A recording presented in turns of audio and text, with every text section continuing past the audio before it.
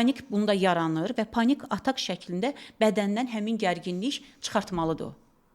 Və o panik atakı da ona görə yaşayır. Amma bunu yaşamamaqdan ötürü, məsələn, mən həmin pasiyentlərə nəfəslər başa salıram. Gün ərzində səhər tezdən durdum, bu nəfəsi yerinə yetir. Ya, onun ayrı prosedurları var da. Prosedurları var, standart nəfəs texnikaları var ki, onu hamı eləyə bilər. Çox rahat. Sağ burun dəliyini tutursan, soldan nəfəs al ver. Sol burun dəliyini tutursan. Biz o haqda danışmışıq. Mən o haqda danışmışam belə. Sağı tutursan, soldan dərindən nəfəs alsın, versin 2 dəqiqə. Sol burun dəliyini tutursan, deməli, sağı tutur, soldan dərindən nəfəs alır, verir 2 dəqiqə. Sonra sol burun dəliyini tutur, sağdan dərindən nəfəs alır, verir 2 dəqiqə. Sağı tutur, soldan nəfəs alır, solu tutur, sağdan nəfəsi verir. Nəfəs alanda qarnı önə doğru yumşaq şəkildə şişirdir, nəfəsi verəndə qarnı içəriyə doğru çəkir. Yəni bunu 2 dəqiqə, 2 dəqiqə, 3-cü nəfəs 3 dəqiqə, 7 dəqiqə bunu gün ərzində yerinə yetirsinlər.